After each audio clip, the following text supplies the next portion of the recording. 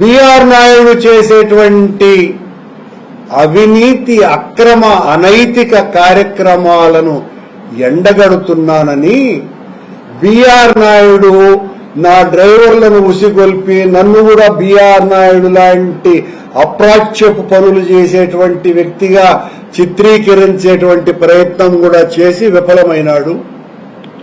సరే, ఈ మధ్యన ఆ రౌడీలను కూడా ఉసిగొల్పే కార్యక్రమము చేస్తున్నాడు. ఇప్పుడు కొత్తగా ఈ సన్నాసుల్ని నా మీదికి ఉసిగొల్పే ప్రయత్నం కూడా చేస్తున్నాడు. ఇవన్నీ చేసే కొద్దీ బిఆర్ నాయుడు యొక్క అరాచకాల మీద మరింత పెద్ద ఎత్తున ఉధృతంగా నా ఉద్యమం కొనసాగుతూనే ఉంటుంది. కొనసాగటం కాదు, మరింత పెద్ద ఎత్తున ఉంటుంది. బిఆర్ నాయుడు, నీవు శ్రీవాణి టిక్కెట్లు అమ్ముతున్నావు. నువ్వు విఐపి బ్రేక్ దర్శన టిక్కెట్లను అమ్ముతున్నావు. నీవు ఏ టెక్నాలజీ పేరుతో మొత్తమంతా అవినీతిమయం కొండను చేసేశావు. నీ TV5 తాబేదారులను కొండ మీదంతా కూడా నింపి వాళ్లతో అరాచకాలను ఇబ్బడి ముబ్బడిగా చేస్తున్నావు. కొండ మీద అధికారులను పని చేయించేటువంటి పరిస్థితి పూర్తిగా పొయ్యేటట్టుగా చేసేశావు.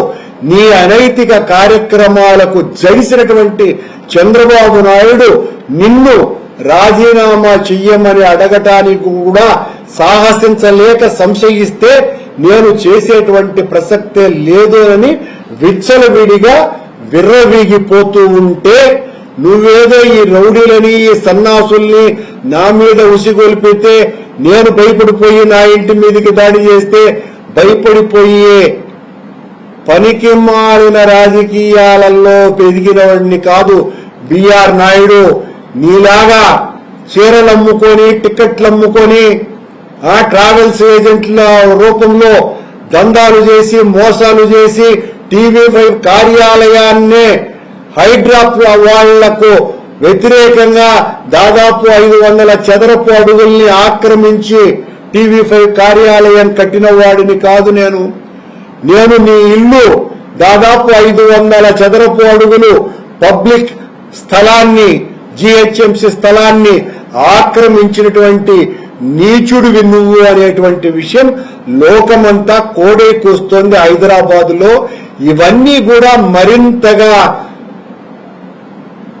పాంచజన్యం ఊపి శబ్దం ఎంత వస్తుందో అంత పెద్ద ఎత్తున నీ అవినీతి అరాచకాల గురించి ఇంకా నినదిస్తూనే ఉంటా బిఆర్ నాయుడు.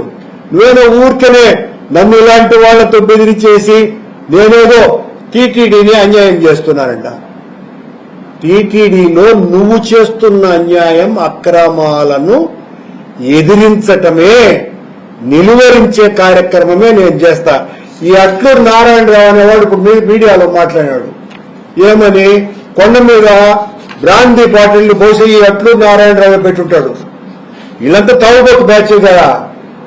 ఆయన తాగేసి ఇష్టం వచ్చినట్టుగా వీళ్ళ టీడీపీ అధికారంలోకి వచ్చిన తర్వాత వీళ్ళ స్వైర విహారంతో కొండ మీదంతా కూడా బ్రాందీ బాటిళ్లు, నాన్ వెజిటేరియన్ బిర్యానీలు, అమ్మాయిల మీద గొడవలు, ఎన్ని రకాలైనటువంటి అఘాయిత్యాలు జరిగినాయో మనమందరం కూడా చూసినాం.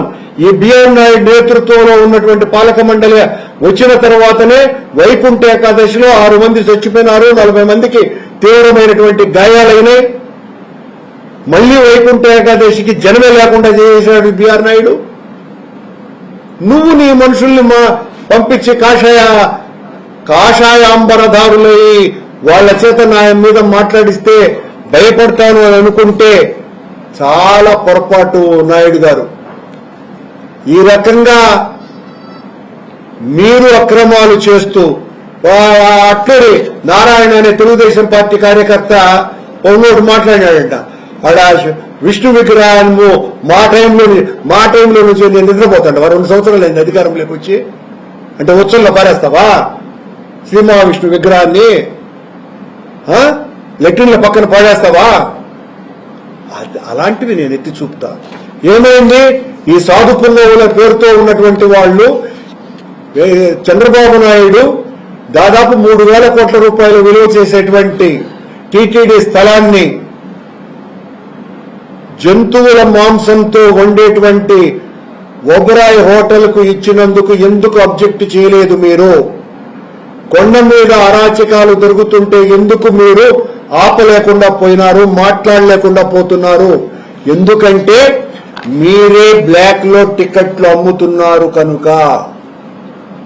ఈ దందా బిఆర్ నాయుడు ఏ రకంగా అయితే ఎదిగి పైకొచ్చినాడో, ఇతరులను లోబర్చుకొని, ఇతరులను వశపరుచుకొని, లంచాలతో, ఆశలతో ఏ రకంగా అయితే అక్రమ సామ్రాజ్యాన్ని నిర్మించినాడో, ఈ రోజున కొద్దిమంది సాధువుల వేషాలలో ఉన్నటువంటి వాళ్లను కూడా ఈ రకంగానే వాళ్ళనందరినీ కూడా లోబర్చుకొని మా మీదికి ఉసిగొల్పితే భయపడతాను అని అనుకుంటే చాలా పొరపాటు అని తీవ్రంగా హెచ్చరిస్తున్నా. నా ఇంటి మీదికి కాదు, నా మీదికే దాడి చేసినా భయపడే ప్రసక్తే లేదు. కరుణాకర్ రెడ్డి చేసేటువంటి ఉద్యమాలను, కరుణాకర్ రెడ్డి అవినీతికి వ్యతిరేకంగా మీ అరాచకాలకు, మీ దౌర్జన్యాలకు, మీ అక్రమాలకు, మీ అపచారాలకు వ్యతిరేకంగా జరిపే పోరాటాలను ఆపాలంటే మీరు కరుణాకర్ రెడ్డిని భౌతికంగా నిర్మూలించాల్సిందే తప్ప నన్నేదో అడ్డుకుంటే ఆగిపోయే రకం నేను కాదు అని తీవ్రంగా హెచ్చరిస్తున్నా మిమ్మల్ని. మీరు కావాలంటే చంపుకోండి, భయపడే ప్రసక్తి లేదు, దానికి కూడాను లెక్క కూడా చేయను నేను. కానీ బిఆర్ నీ గుండెల్లో నిద్రపోతా. నీలాంటి వాళ్లను చాలా మందిని చూసా. కాముడు, బిఆర్ కాముడు, బొల్లినేని కాముడు, చాలా మందిని చూసినాను కాముడు. నీలాంటి వాళ్ళని చూసి భయపడేది నేను. నా ఒళ్ళంతా లాఠీ దెబ్బలే. 20 ఏళ్ల క్రితమే, నా వయసు 20 ఏళ్ల క్రితమే నన్ను ఎన్కౌంటర్ చేయాలనుకున్నారు. ఆనాడే భయపడలా. నువ్వెంత, నీ బతుకెంత? ఇలాంటి సన్నాసి పెదవులందరినీ నా ఇంటి మీదకి పంపిస్తే భయపడిపోయేవాడినా నేను.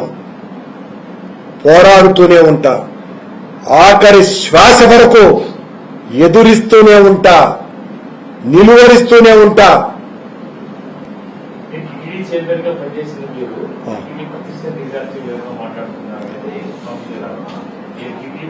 వాళ్ళ స్వామీజీల స్వాములు వారు, వాళ్ళ స్వామీజీలే అయితే ఒకవేళ నన్ను జగద్గురువు కంచి స్వామి ఆక్షేపిస్తే, జగద్గురువు శృంగేరి పీఠాధిపతి ఆక్షేపిస్తే, జగద్గురువు